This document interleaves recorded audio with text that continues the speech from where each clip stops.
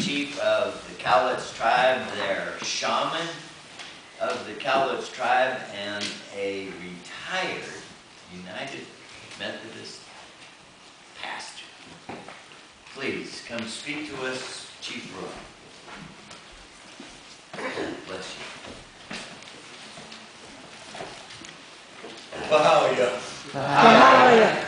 My, what a joy to be back with you once again. You don't know how many thousands of people now know about you. For you have such a beautiful spirit. Your services are alive. There's no reason why a church has to be so pious and formal that you go to sleep in it. Amen. Every Sunday, I'm usually in a church somewhere. Many times United Methodist, but not always. On a Sunday, I might be in a Baptist church, a UCC church, a Presbyterian, a Lutheran, whatever.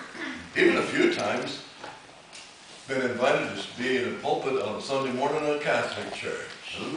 Admittedly, I don't know very many. I know a few other Protestant ministers who had that invitation, but I've never heard of another Protestant minister who said that they had been invited by that local Catholic priest after the sermon in the pulpit that I would give to serve the Eucharist with him to his Catholic congregation. I've had that happen twice. Oh, praise God.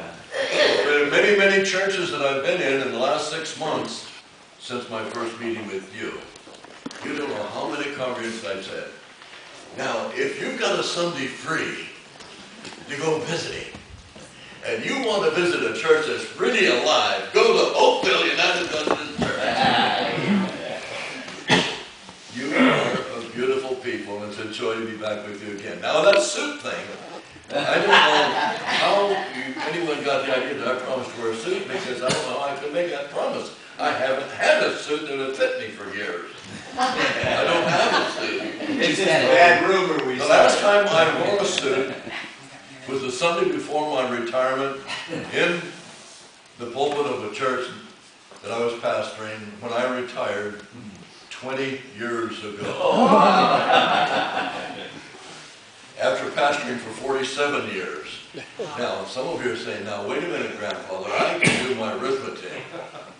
Now, 20 and 47, you've got something messed up in your figures, because that would, if you're 83 now and subtract 20, it means you retired at 63. 47 means you were pastoring at 16? Yeah, I was. Wow. I graduated from high school 2 years early at the age of 16 and went right off to seminary. It wasn't United Methodist, it was in a more fundamentalist denomination that I was raised in. And that very first year at the age of 16, took a student pastorate. But for the last 20 years, I haven't had a suit on, and a year or so ago, I tried putting on that old suit. I gave it to the Goodwill. Oh, I thought this morning about wearing my clerical robe.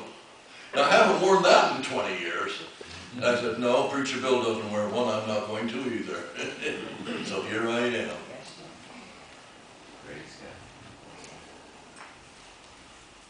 For 6 months, all you've heard from me is Medicine Wheel. You heard it on that Sunday. I was here following the weekend of our introduction to the wheel. And then on the months following in the Acorn Plan, the Medicine Wheel. And maybe somebody say, no, I thought he was a Methodist minister. Does he know anything on how to preach from the Bible? So this morning, I'm taking off my medicine man hat, my shaman hat, and I'm putting on my Christian hat. And I'm going to give you a verse of Scripture. And I might say that during those years of pastoring, I found myself accumulating portions of Scripture in different categories. And one of those categories was a group of Scriptures that I call power Scriptures. And from that group of powerful, powerful Scriptures, that if you will take any of those Scriptures and apply them to your life, it will, I guarantee you, will change your life. It will bring new power, new dimensions of power in your life. I want to share just one of those verses this morning. It comes from the book that I call the Alpine Alps of all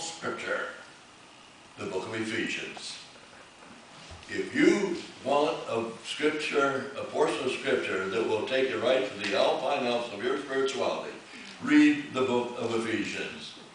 One chapter alone, Christ in you, is mentioned something like 27 times in different ways. The power of that. From that book comes this verse in chapter 3, verse 20, and it reads like this. Now, unto him who is able to do exceeding bountiful above all that you can ask or think, according to the power that worketh in you. Ephesians 3:20. Let's look at that verse again.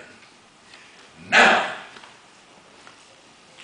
unto him who is able to do exceeding abundantly above all that you can ask, above all that you can think, according to the power that worketh in you. Let's look at it again. Now, not tomorrow, not next year. Now. You don't have to wait to become more spiritual, more pious, or more anything else. Whatever you are and whoever you are and wherever you are in your spiritual